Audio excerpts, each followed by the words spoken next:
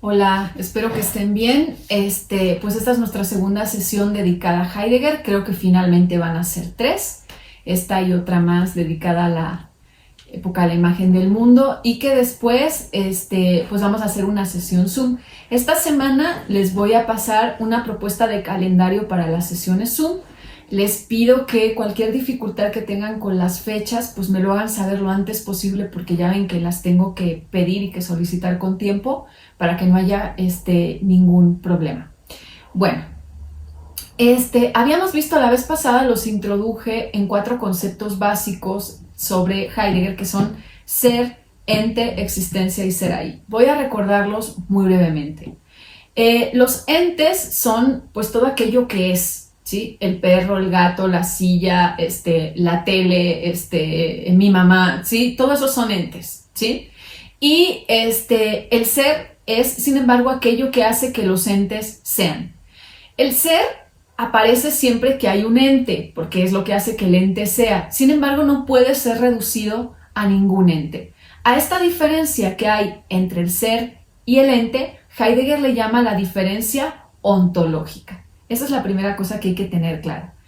Digamos que el otro concepto importante es el de ser ahí. Ser ahí o Dasein es como Heidegger se refiere a ese tipo particular de ente que somos nosotros, que es el existente humano. El ser ahí es un ente particular porque es el único que puede rastrear la diferencia entre el ente y el ser. Digamos que el perro no sabe qué es, ¿sí? Sino que se limita a ser. El ente que es el Dasein sabe qué es y se puede preguntar por qué significa ser, ¿sí? Entonces, en ese sentido, el Dasein o ser ahí es un ente particular. Es el ente que se pregunta por el ser. Es el único ente que hace patente o hace visible la preocupación por el ser y por la pregunta por el ser, ¿sí? El ser ahí o Dasein tiene un modo particular de ser, valga la redundancia, que es que existe, y de ahí venía el cuarto concepto, existencia. El ser ahí o Dasein existe. ¿Qué es existir? Existir, y aquí viene toda pues sí, la influencia que Heidegger tiene del existencialismo. Existir significa que de alguna manera tu modo de estar en el mundo es un proyecto o una forma abierta, no está determinada por una esencia fija. Al contrario de los animales, que son ejemplares de una especie que se limitan a reproducir las características de esa especie, el Dasein o la existencia humana no es así. Hay muchas maneras de existir humanamente. No hay una sola y no estamos fijados o determinados a existir de una sola manera. Si así fuera, no habríamos, digamos, transformado nuestros modos de vida en cuestiones pues tan radicales como lo hemos hecho. Entonces lo hemos hecho porque está en nuestra condición el ser tareas y proyectos inacabados que siempre tienen que estar continuamente redefiniéndose a sí mismos, reinterpretándose a sí mismos, ¿sí? Reinterpretando nuestro pasado en aras de las posibilidades que abre nuestro futuro. Entonces somos seres inacabados, somos seres abiertos, somos seres que se están haciendo a medida que van viviendo, al contrario que los animales que según lo que Heidegger señalaría, nacen ya pues prácticamente como completos, ¿sí? Es decir, tienen que limitarse a vivir su destino de animal. Nosotros tenemos que hacernos nuestro propio destino. Entonces, a eso nos referimos con la idea de que no tenemos esencia. Nuestra esencia no está determinada, no está fija. Nosotros nos hacemos viviendo. Somos lo que vamos haciendo de nosotros mientras vivimos. Entonces, eso es lo que significa ser un existente o tener una existencia. Bien, esto era un poco lo que había yo señalado la clase pasada al final. Entonces, ahora vamos a tratar de ver cómo esto empalma o se empareja con la cuestión que Heidegger va a tratar de preguntar en Ser y Tiempo, que es precisamente, como les decía en la sesión pasada, la pregunta por el ser.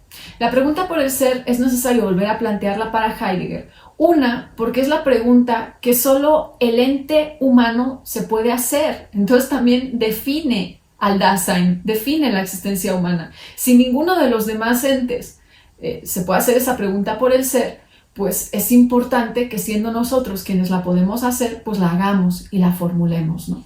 Entonces, en este sentido, digamos que eso por un lado, pero por otro lado, además, la pregunta por el ser ha sido no solo olvidada, ya vimos el problema a partir de Kant y demás, y de la ontología y la metafísica, todas estas cuestiones, sino que cuando no fue olvidada, es decir, antes de Kant y de todo eso, fue tratada de manera, para Heidegger, injusta. ¿Por qué? Porque se trataba la pregunta por el ser como si el ser fuera un ente. Entonces se confundía el ser con el mundo, con la naturaleza. En algunos casos con Dios, que era conceptualizado como ente supremo, pero en cualquier caso como un ente. Y recuerden que el ser nunca es un ente, es aquello que hace que los entes sean sin ser el mismo reducido a ente o a ninguna cosa. Entonces, en este sentido, digamos, dice Heidegger, hay que plantear la pregunta de manera totalmente distinta a cómo se ha hecho, ¿sí? Eso, para empezar. Bueno, en este sentido, Heidegger lo que va a tratar de hacer es que para preguntarnos por el ser, y eso que les decía la sesión pasada también, tenemos que recordar que esta es una pregunta de carácter trascendental, es decir, recuerden el giro trascendental. El giro trascendental consistía en que si yo me quiero preguntar por una cosa, yo me pregunto por el sujeto que está queriendo conocer esa cosa. Bueno, pues en este sentido, el giro trascendental heideggeriano en Ser y Tiempo supone que si yo me quiero preguntar por el ser, yo me tengo que preguntar por aquel que pregunta por el ser. Y eso es lo que precisamente Heidegger hace en Ser y Tiempo. ¿Cómo es el ser que pregunta por el ser? Y a partir de ahí es como vamos a averiguar algo acerca de esa pregunta por el ser que él quiere plantear. Bien. En este sentido, digamos que el ser ahí, por así decirlo, y como les había señalado antes, es un ser que va a tener unas determinaciones ontológicas. Es decir, el ser ahí o Dasein existe de una manera, que es lo que lo caracteriza como Dasein, frente a los otros entes que existen de otras maneras. El ser ahí o Dasein, las determinaciones ontológicas o aquellas determinaciones que van a configurar su modo de estar y de ser en el mundo, se llaman existenciales, mientras que las determinaciones que señalan el modo en el que los otros entes están en el mundo son las categorías. Los existenciales son categorías dinámicas, mientras que las categorías son categorías fijas. Esa es una de las diferencias que podemos ubicar entre cómo están en el mundo los otros entes y cómo lo estamos nosotros. Nosotros estamos en el mundo de manera dinámica, estamos haciéndonos a medida que nos relacionamos con los otros entes y con el mundo mismo. Vamos a ver el concepto que tiene Heidegger de lo que es el mundo, ¿sí? Y los otros entes, en cambio, no producirían este tipo de relación que nosotros produciríamos, sino que sus categorías estarían fijas. Ahorita que explique nuestras propias determinaciones ontológicas o existenciales, es como yo creo que va a ser más claro, ¿sí? El primer existencial que nosotros tenemos que considerar en este sentido es que somos seres en el mundo, ¿sí?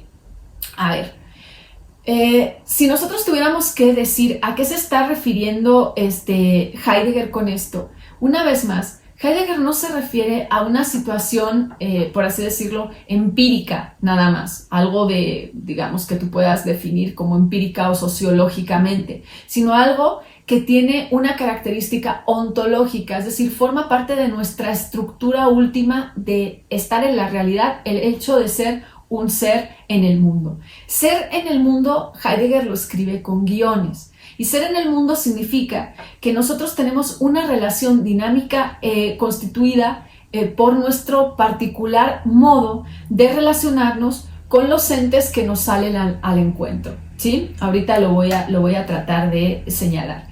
Estos entes, que son lo que habitualmente entendemos por los objetos, ¿sí? Nosotros nos vamos a relacionar con ellos de una forma muy particular. ¿Cómo nos relacionamos con ellos? Como útiles, como utensilios, ¿sí?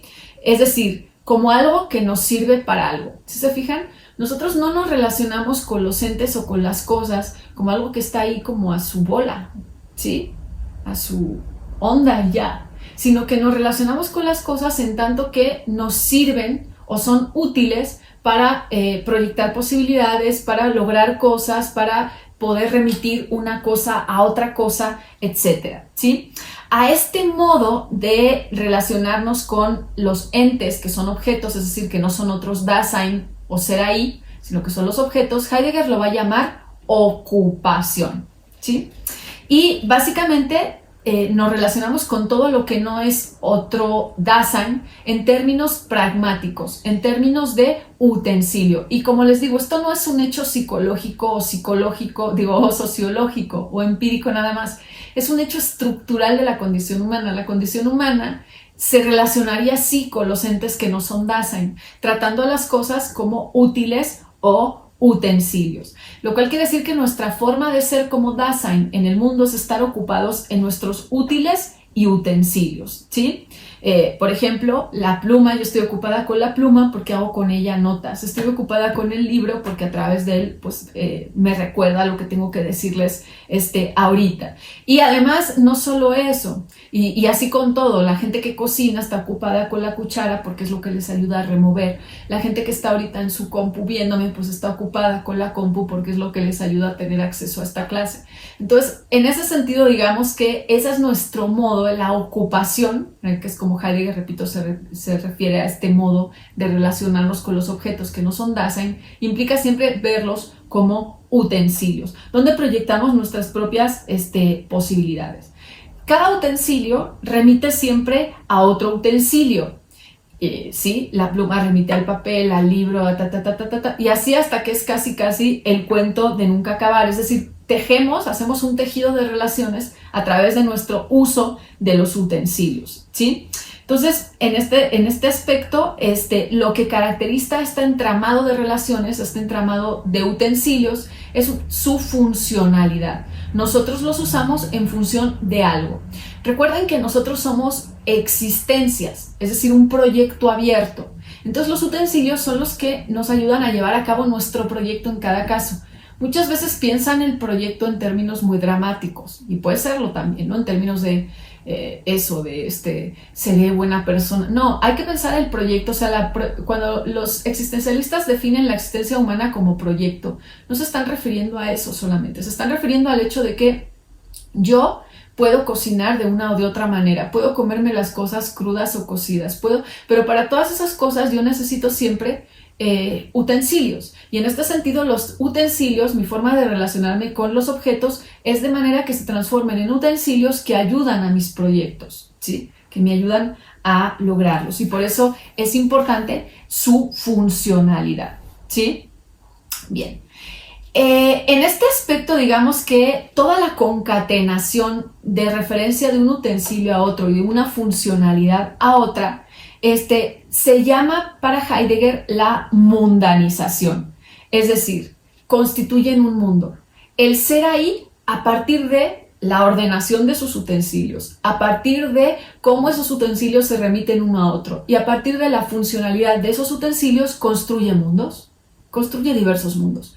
Eso no significa que se lo proponga, no piensan esto en términos reflexivos de, voy a construir un mundo, sino que sin proponérselo lo está construyendo. Hay un mundo en la cocina, hay un mundo en el salón de clases, hay un mundo. ¿Por qué hay un mundo? Porque para Heidegger el mundo tiene que ver con esta disposición y de utensilios que remiten unos a otros y que no son funcionales en aras de nuestro proyecto.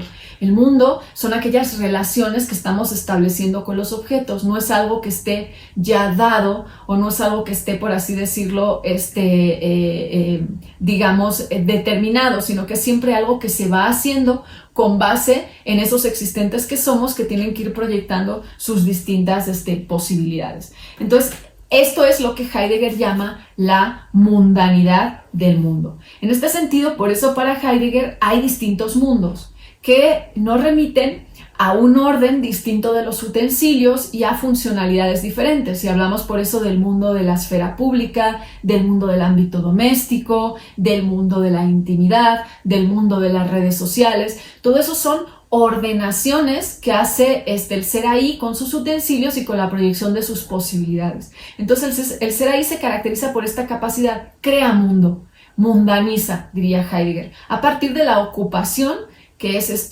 relación, recuerden que ocupación se refiere Heidegger a la relación que tenemos con los objetos que no son Dasein y a partir precisamente de esta funcionalidad que es característica del utensilio.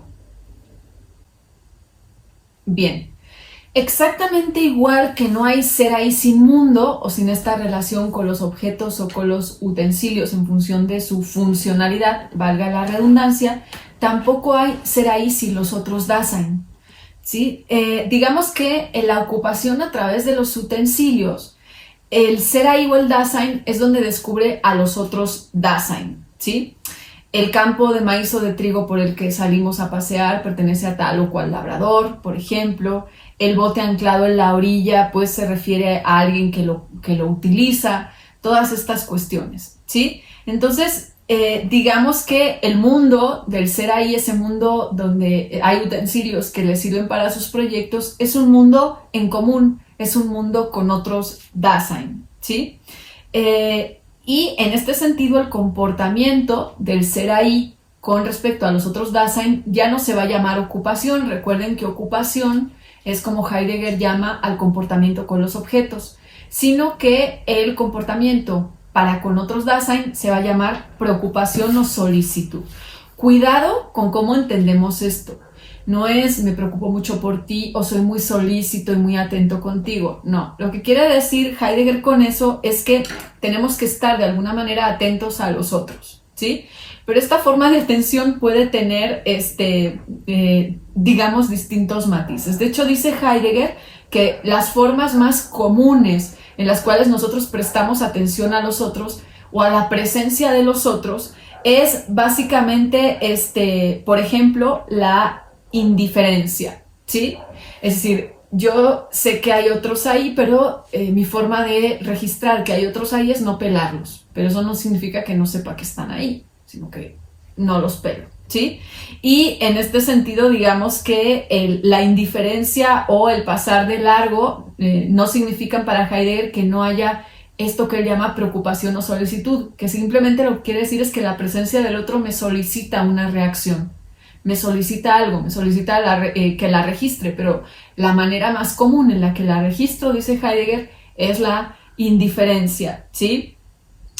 Cuando es positiva, esta solicitud puede ser, digamos, el de quitarle a otro su cuidado y yo cuidar de él, que en su forma extrema evidentemente quiere decir que le quito su libertad y promuevo su dependencia, o que puedo ayudarle a sobreponerse, por así decirlo, a aquello que lo está afectando gravemente, promoviendo su libertad, ¿no? Entonces estas formas de preocupación o de solicitud pueden ser de distintas maneras.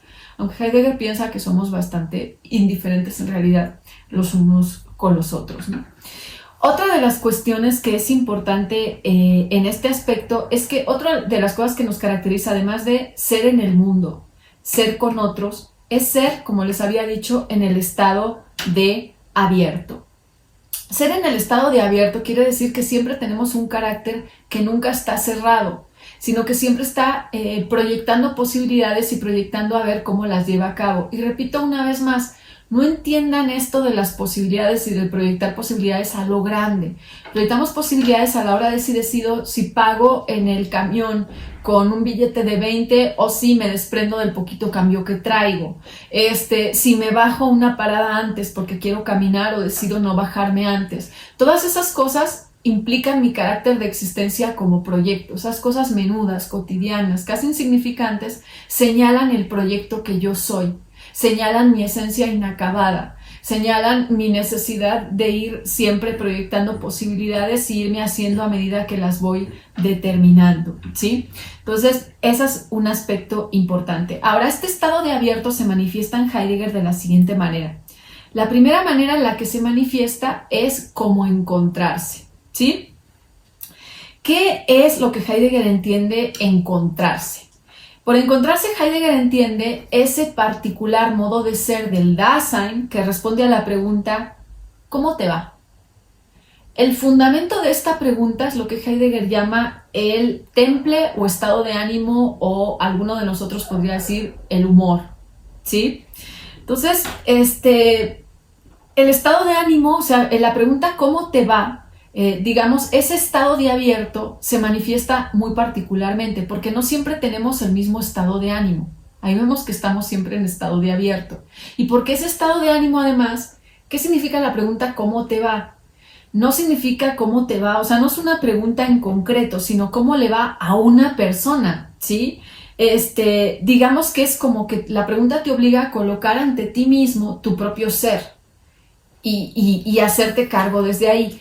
Y es una parte de el estado de abierto porque nos señala que de alguna manera estoy siempre embarcada en algo, es decir, siempre tengo un temple anímico en relación con las cosas, es algo de lo que no me puedo desembarazar. Y en ese sentido, sin embargo, ese temple anímico no siempre es el mismo. Es decir, a veces yo puedo tener un día que estoy muy indiferente, pero esa indiferencia también es un estado de ánimo que me afecta, ¿sí?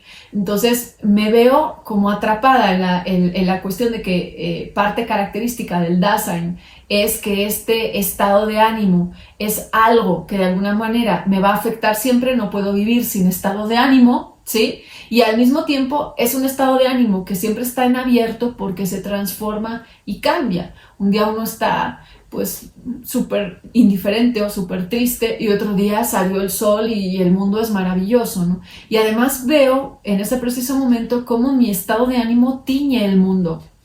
Como si yo estoy triste, todo me parece triste.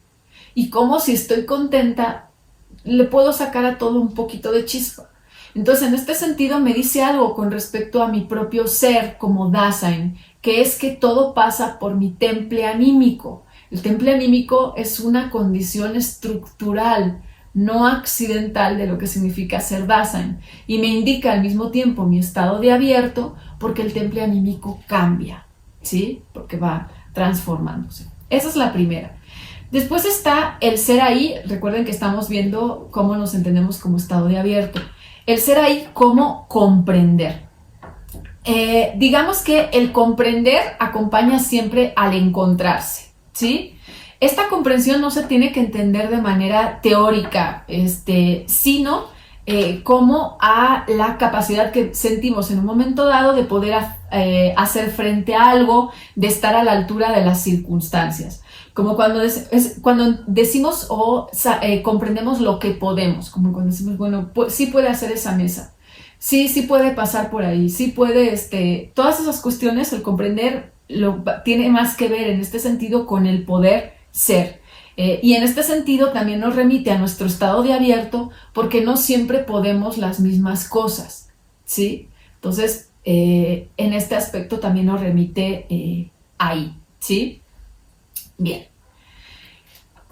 Digamos que encontrarse y comprender están en realidad siempre juntos, es decir, para que tú sepas qué es lo que puedes, tienes que tener como una valoración global de cómo te va o de cómo vas ese día, ¿no? Entonces, en ese aspecto es donde el temple del ánimo también tiene que ver con esta condición de qué es lo que puedes y qué es lo que no puedes. Y en este sentido también, como les decía, unas veces puedes unas cosas y otras veces puedes otras. Y en este sentido, eso te remite también a tu condición o a tu estado de abierto, ¿sí?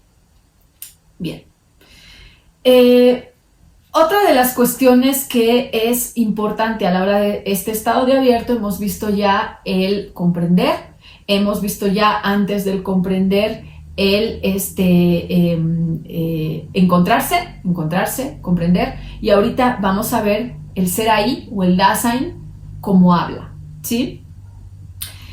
Es tan originaria porque todas estas estructuras significan que sin ellas no somos Dasein. Los Dasein se tienen que encontrar, se tienen que comprender y tienen que tener habla. Habla no es lo mismo que lenguaje. El habla, en términos heideggerianos, es la condición de posibilidad de que exista un lenguaje, pero es más amplia. ¿Por qué? Porque el habla implica la posibilidad de escuchar y la posibilidad de callar. Es decir, es todo aquello más bien que tiene que ver con el carácter ontológico existencial de lo que significa comunicación, la comunicación, ¿sí? Entonces, no, digamos que es el presupuesto de todo lenguaje, pero el habla no se identifica con el lenguaje en sí mismo, ¿sí? Bien, por eso el habla siempre incluye el saber callar, ¿sí? Y Heidegger tiene estas frases como que dice, básicamente, rescatando a los griegos, el hombre es un animal que habla.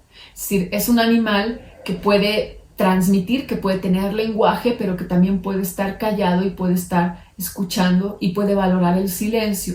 Todas estas virtudes que tienen que ver con la comunicación o con la transmisión, su posibilidad y su imposibilidad, tienen una base estructural en eso que Heidegger llama habla, ¿sí? Y precisamente porque hay todas estas posibilidades, porque uno puede callar, uno puede usar el lenguaje y uno puede escuchar, es por lo que otra vez el habla nos remite a nuestro mismo estado de abierto, ¿sí? A este estado digamos, de proyección de posibilidades donde podemos hacer cosas distintas según la situación en la que nos encontremos. La otra cuestión que de alguna manera es importante rescatar es que el ser ahí no solo está en el mundo como encontrarse, como comprender o como habla, sino que está en el mundo también como caída, ¿sí? Caída que en realidad pues de alguna manera choca con su idea de proyecto. La caída en Heidegger, ¿qué significa o qué ejemplifica? La caída en Heidegger señala que el ser ahí o el Dasein se refugia estructuralmente en lo impersonal. ¿Qué es lo impersonal? Lo que Heidegger llama el Dasman, el uno o el se.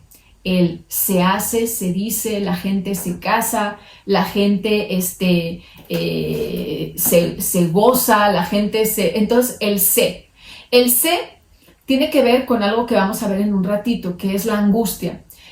La caída significa que nosotros, siendo proyectos y teniendo que de alguna manera proyectar esas posibilidades que van definiendo lo que somos, eso nos genera angustia. Eso es angustiante, nuestro carácter de inacabados, de tener siempre que estar proyectando y de que eso que proyectamos finalmente es lo que vamos siendo, nos genera una inmensa angustia. Entonces, para, digamos, refugiarnos de esa angustia, nosotros lo que hacemos, y esto es de manera estructural, no es de una manera consciente, es como la manera en la que opera el Dasein, ¿sí? Entonces, la manera en la que opera el Dasein es refugiarse en la impersonalidad del ser. La impersonalidad del se es como la de este dictado del todo el mundo hace esto, todo el mundo se casa, todo el mundo a una edad tiene un trabajo, todo el mundo... Y en ese sentido tú delegas lo que es tu proyecto a esa impersonalidad del se para no tener que soportar en tus espaldas la angustia de decir, bueno, yo realmente quería estar metido en este tren. Entonces, en ese sentido es por donde Heidegger lo está tratando de señalar. Es esta idea de que el Dasein está tan pegado a los utensilios, a las cosas, que acaba tratándose a él mismo como una cosa. Es decir, no como un proyecto que tiene que ir viendo sus posibilidades y haciéndose con ellas, sino como una cosa que ya está predeterminada, exactamente igual que los otros entes. ¿Sí? Y digamos que juzga entonces no como juzgaría él, sino como se juzga. Habla como se habla, baila como se baila, ¿sí? Entonces, en ese sentido se refugia como en esta impersonalidad. Es esta tendencia de nivelar, de cultivar el término medio, de la banalidad, que hacen parte de lo que Heidegger llama la publicidad. La publicidad en el sentido de estar expuesto a la mirada de otros, que hace que siempre quieras estar ajustado a esa mirada de otros, que tú traduces por un se. Se dice, se hace, se piensa. Luego dices, bueno, ¿y quién estará detrás de ese se? Eso está muy raro, porque encima los otros están igual que tú, traduciendo eso por el se también, ¿sí? Entonces, bueno, en este aspecto dice Heidegger, el Dasein suele vivir en estado de caída. ¿Por qué de caída? De caída se refiere a que siendo un proyecto, una existencia, no vive como un proyecto, una existencia, sino que se vive a sí mismo como un ente cosa, que no es proyecto ni existencia y que se limita entonces, pues, ¿sí? A vivirla así. Entonces, en este sentido, toda la vida social estaría organizada así, de esta manera, para Heidegger, ¿no? La publicidad, que es aquello que tiene que ver con el ámbito de lo público, ¿sí? Sería aquello que oscurece todo, ¿sí? Y que, por así decirlo, regula toda nuestra interpretación del mundo y tiene siempre la razón, ¿no? Esto sería como nuestra forma de existencia social. Y en este sentido, para nosotros es muy grato, en cierto aspecto, renunciar a nuestra existencia, porque descargamos ahí toda nuestra responsabilidad. No somos responsables, simplemente estamos siguiendo los dictados de lo que se dice que es la vida, de lo que se dice que son las cosas, de lo que otros saben, ¿no? Entonces, esto es básicamente lo que él trata de señalar. Heidegger tiene esta frase que es muy descriptiva de lo que les estoy tratando de decir. Dice: todos son el otro y ninguno es el mismo. Esa es como la definición heideggeriana de la vida social. Todos son el otro porque todos quieren ajustarse a ese se dice, se hace, ese no sé qué, y ninguno es el mismo, entre otras cosas, porque se ha tratado tan a sí mismo como un objeto que ya no sabe ni qué sería eso. Entonces, y esto, repito, no es porque seas mala onda, no es porque seas inepto. Esto es una condición. Todo lo que estamos viendo de los existenciales son condiciones o determinaciones ontológicas. Es nuestra manera de existir el 90% del tiempo, como Dasein. Ser Dasein significa existir así el 90% del tiempo. Bueno, parte, por ejemplo, del fenómeno de la publicidad es lo que Heidegger llama las habladurías. Las habladurías, que es un fenómeno típicamente social, es cuando uno se mueve en el ámbito del se dice, ¿sí? En las habladurías, dice Heidegger, lo que se caracterizan es porque en realidad no interesa la cosa de la que se habla, sino lo que se dice acerca de ella. Para Heidegger esto significa que el habla pierde su sentido originario de expresión y de comunicación verdadera y pasa a ser una pura transmisión y repetición de lo que se dice, así reflexiva. A nadie le interesa realmente, bueno, ¿qué estoy diciendo? ¿Esto es verdad? ¿Esto no es verdad? Y eso, repito, para Heidegger no es eliminable, forma parte de la condición del Dasein, ¿sí? La otra característica de la publicidad, aparte de las habladurías, es la curiosidad. ¿Qué entiende Heidegger por curiosidad? Por curiosidad entiende el fenómeno por la cual el Serai o Dasein cotidiano se entrega a la tendencia a ver, ¿sí? Pero no para comprender nada, ni para comprender lo visto, sino solo para ver. Está buscando todo el tiempo lo nuevo por lo nuevo, para papalotear, pues, pero no piensa en aquello que está viendo, ¿sí? Entonces es mariposear de una cosa en otra sin de alguna manera demorarse en absolutamente ninguna. Entonces, en este sentido, digamos que la consecuencia de esta curiosidad, dice Heidegger, es la disipación y la inestabilidad. Pasas de una cosa, pasas a otra y nada te detiene o te concentra, ¿sí? Digamos que habladurías y curiosidad hacen que el Dasein, que está sumido en la publicidad y en este mundo social, no sepa ni lo que se sabe ni lo que se ignora. En realidad no tiene ni la menor idea, ¿sí? Entonces, en ese sentido, digamos que dice Heidegger, en el ámbito de la publicidad cotidianamente sucede todo y en el fondo absolutamente nada, ¿sí? Esa es un poco su idea, ¿sí? En las habladurías, en la curiosidad y en esta ambigüedad que hemos visto es donde se devela nuestra condición de caída, ¿sí? De que de alguna forma nos hemos perdido a nosotros mismos en la publicidad del uno, del sé. El uno es lo que Heidegger llama como el sé, esta voz que dice se piensa, se dice, todo el mundo está hablando de esto, eso es el uno, ¿sí? Esta unificación. Entonces, digamos que estamos caídos porque estamos totalmente identificados, ¿sí? Ahí como cosas que no se hacen cargo, por así decirlo, de sí mismas, ¿no? La caída es una determinación existencial del ser ahí, es decir, es como somos habitualmente, es nuestro modo cotidiano de ser.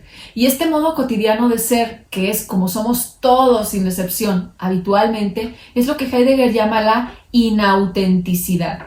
Inauténtico no es un juicio moral aquí, sino que es la condición de todo Dasein de que es sin ser él mismo. ¿sí? De que la forma inmediata y regular en la que el Dasein existe es no siendo sí mismo, transformándose en un ente distinto, en una cosa, ¿sí? En algo que delega su carácter de proyecto y de existente que tiene que determinarse según sus propias posibilidades. Entonces, repito, esto no es una cuestión moral, no es una cuestión de bueno o malo, es como somos en la cotidianeidad, ¿sí? Es nuestra forma de lidiar con la cotidianidad, ¿sí?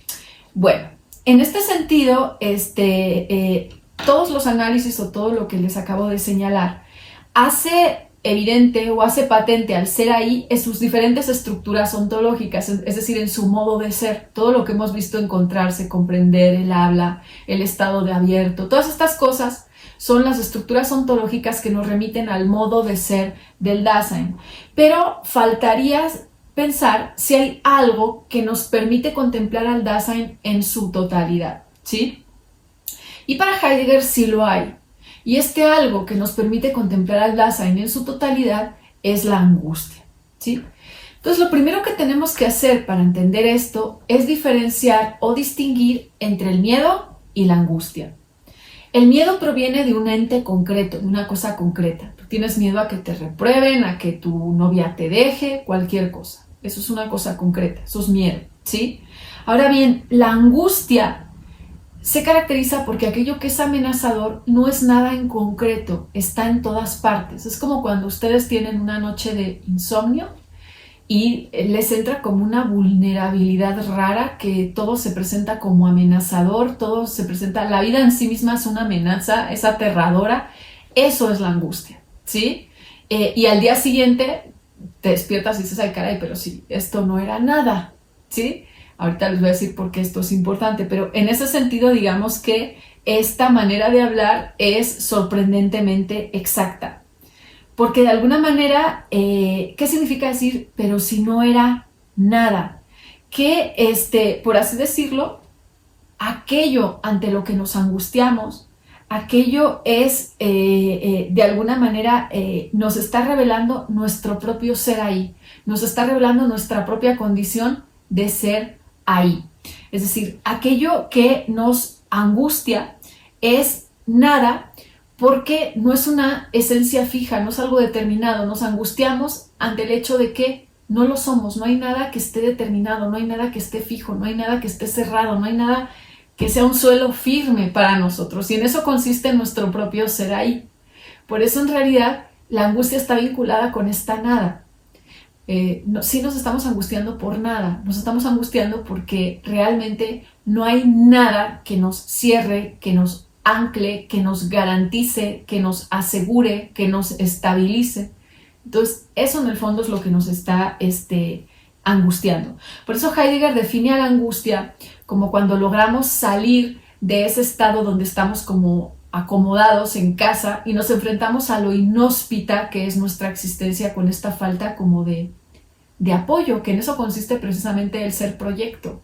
El que te tienes que estar proyectando siempre y no hay nada más que eso que estás proyectando siempre, que además nunca se acaba y es inacabable la tarea de estarlo proyectando una y otra vez. Entonces, en este sentido, eso es lo que revela nuestro ser ahí. Esa condición de proyecto se devela precisamente en la angustia, ¿sí? Ahora, otra de las cuestiones que tenemos que señalar es otra de las definiciones que podemos tomar de Heidegger, que es la de cuidado. Por cuidado, Heidegger entiende la relación que da unidad a todo esto que hemos visto y que se ha revelado como unidad a partir de la angustia. La angustia es lo que me devela a mí, lo que me saca del Dasman, o del uno, o del sé, o de la publicidad, del rumor y de la habladuría, y me enfrenta conmigo mismo, y es que no tengo ningún cimiento sólido, ningún piso firme, porque todo lo tengo que ir haciendo yo, y además se puede ir desvaneciendo a medida que lo voy haciendo. Entonces, en realidad, eso es lo que yo soy, ese proyecto, eso que dice Heidegger, arrojado al mundo, eso es lo que yo soy, ¿sí? Y en este sentido, eso me genera una angustia que trato de ocultar y que cotidianamente no se muestre. Pero cuando se muestra, lo que me revela es mi condición de Dasein. Y me revela que mi condición de Dasein se caracteriza por eso que Heidegger llama el cuidado, que precisamente supone unir todo lo que hemos visto antes. El cuidado implica, por así decirlo, la idea de posibilidad, o si quieren de otra manera, proyecto, la idea de la caída, y la idea, por así decirlo, de sentirnos así como un objeto, como un ente más entre otros entes y no asumir la singularidad del ente que somos. Entonces el cuidado, con la palabra cuidado, Heidegger quiere entender esta articulación que existe entre la existencialidad, que es lo que hace referencia al proyecto. Recuerden que viene del existencialismo, la idea de que no somos una esencia, sino que somos un proyecto. La idea de la facticidad, que es lo que hace referencia a nuestro carácter de asumirnos como entes cerrados o como cosas, y en este sentido que remite a nuestro ser caído o a esta necesidad de no ser de la manera en que somos, sino asumirnos desde otra manera, ¿sí?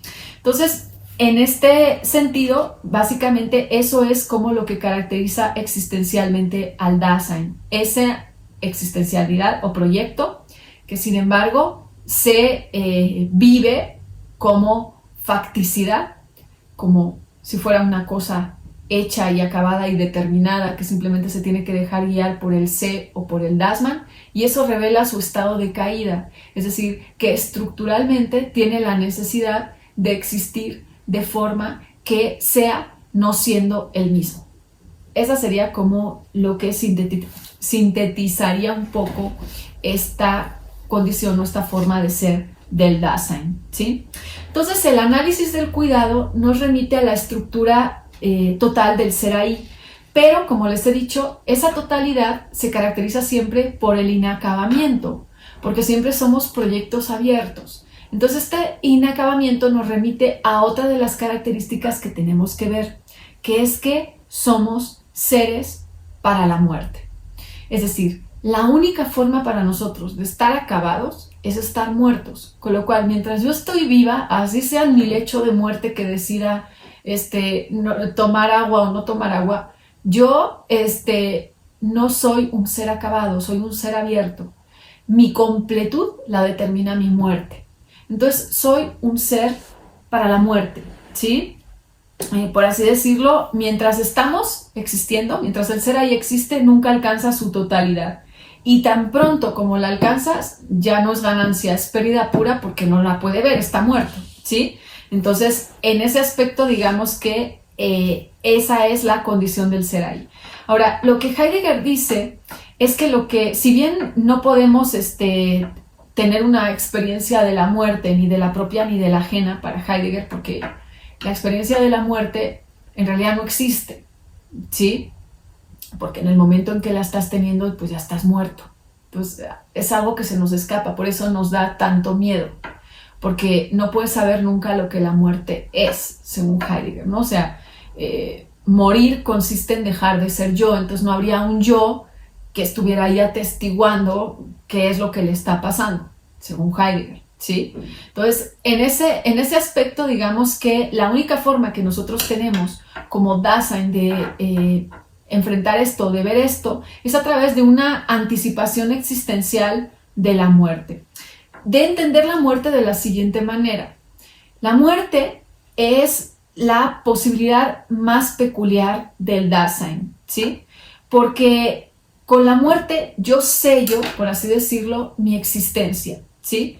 Y además, por así decirlo, nadie puede vivir mi muerte por mí. O sea, si a mí me van a fusilar y en lugar de a mí fusilan a otro, pues yo cuando me toque tendré que vivir mi muerte yo, ¿sí? Entonces lo que más, fíjense lo curioso de esto, la muerte es lo que más nos individualiza y nos caracteriza como absolutamente propia, lo que no compartimos con ningún otro ser, porque aunque todos nos vayamos a morir, la muerte de cada uno es la muerte de cada uno. Entonces, en este sentido, digamos que básicamente para Heidegger es la posibilidad más irrebasable, es la más peculiar, es la más extrema, detrás de la cual ya no hay otra posibilidad. Entonces, porque es la posibilidad de no ser, es la posibilidad donde al ser se le brinda la posibilidad de no ser. Es la posibilidad donde se me brinda la posibilidad de mi absoluta imposibilidad. Y en este sentido, por así decirlo, eso es lo que marca como mi condición de inacabado, que soy un ser para la muerte, un ser que solo va a estar acabado con esa posibilidad extrema que la muerte es. Y eso significa para mí angustia, ¿sí? Significa vivir angustiado. Por eso, en la cotidianeidad, el modo de ser del Dasein es huir de esa angustia y de alguna forma taparlo a través de esta seguridad falsa que da el Dasman o el uno o el ser, ¿sí? Una manera de hacer esto, por ejemplo, es convertir la muerte en un acontecimiento cotidiano, dice Heidegger. Cuando decimos, al fin y al cabo también uno muere, ese uno en realidad lo que quiere decir es, no soy yo, o por lo pronto no me toca a mí. Entonces, cuando queremos banalizar la muerte, y esto en México tiene como una pregunta muy interesante, en realidad lo que estamos haciendo básicamente es no enfrentar la muerte. Al contrario, es caer, lo que dice Heidegger, en la inautenticidad. Entonces, lo que Heidegger dice es que habría la posibilidad, sin embargo, también estructural, el Dasein tiene la posibilidad de recobrarse a sí mismo desde otro lugar, desde un lugar que tiene que ver con la asunción de este ser para la muerte, sin convertirlo en un acto banal y sin, digamos, caer en la inautenticidad. ¿Cómo? Bueno, Heidegger señala que esto se hace a través de la llamada de la conciencia. A ver, hay que entender que esta llamada de la conciencia no es una llamada moral, no es como el diablito y el angelito, es una llamada ontológica, ¿sí? Entonces, digamos, la conciencia per se para Heidegger es una llamada. ¿Qué dice esta misteriosa llamada? Dice Heidegger, nada. La conciencia habla en el modo del callar. La conciencia es algo que hay en mí o viene de mí, ¿sí? Y viene de mí y me dice algo que no tiene contenido, que no es temático, sobre mí. Entonces, de alguna manera, ¿cómo me llama la conciencia? La conciencia me llama a mirarme como existencia. Es algo que no necesariamente se refleja, digo, no es que la conciencia te diga, tienes que hacer tal, tienes que hacer cual, eso sería una conciencia moral.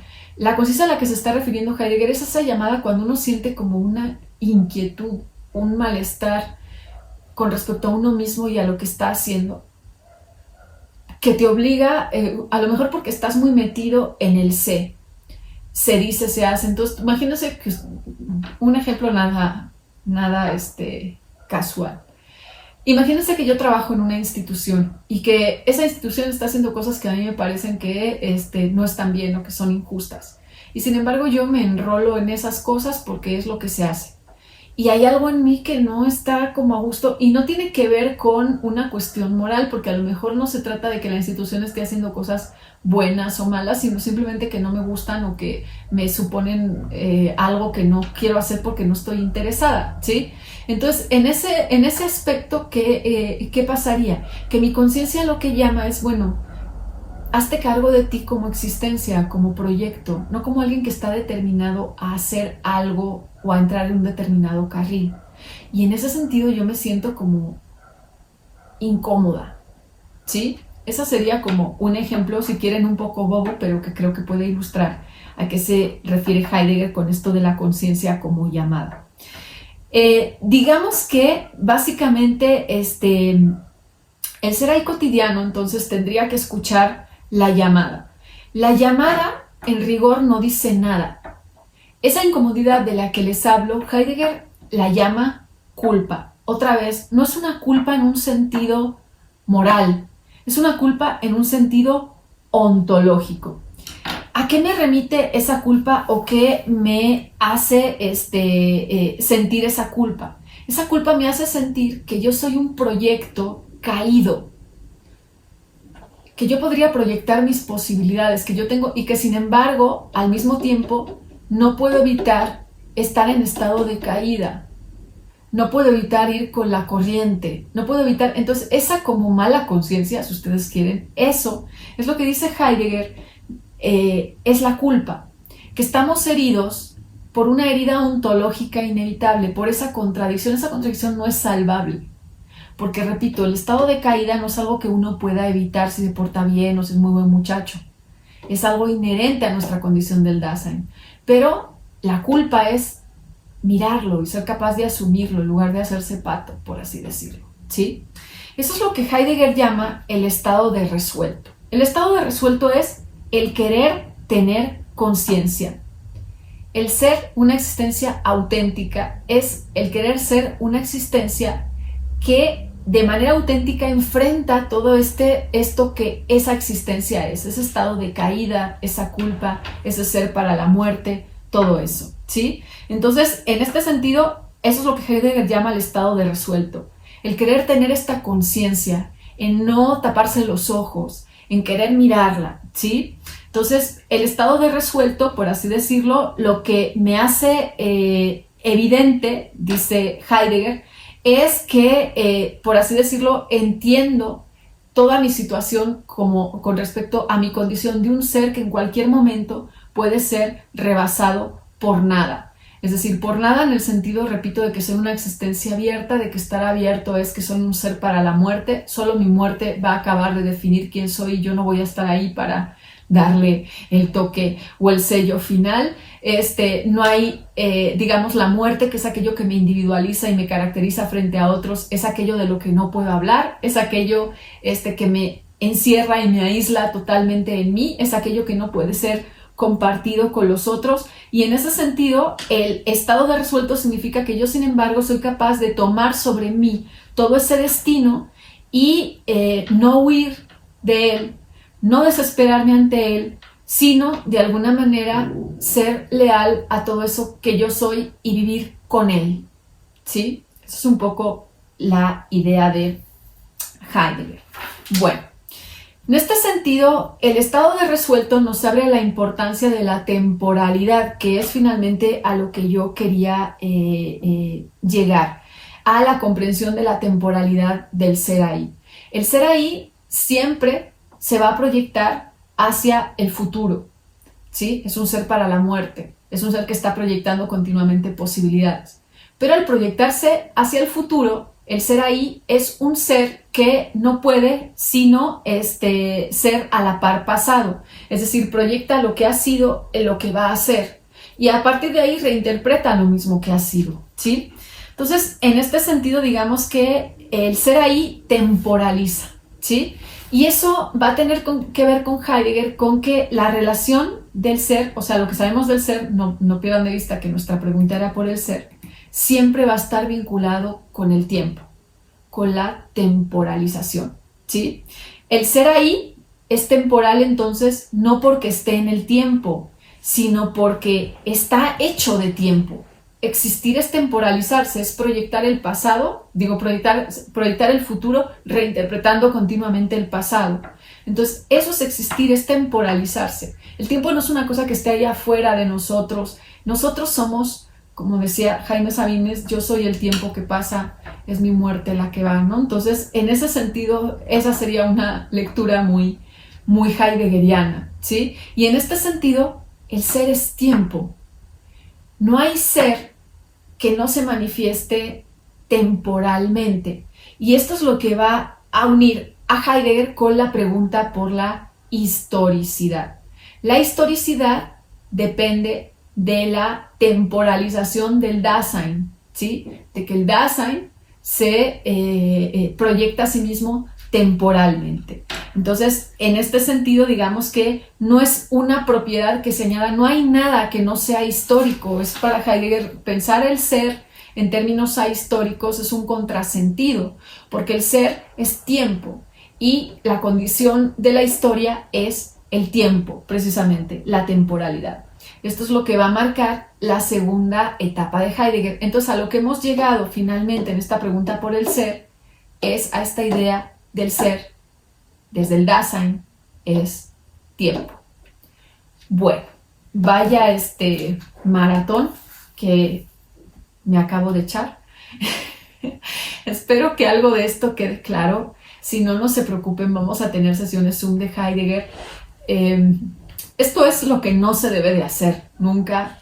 Lamento mucho que sea así, pero bueno, pues por lo menos miren ideas que tengan como un panorama o tan siquiera que dé pie a muchas dudas y que desde ahí podamos pensar, aunque sea un poquito, de todo este inmenso panorama que les acabo de abrir.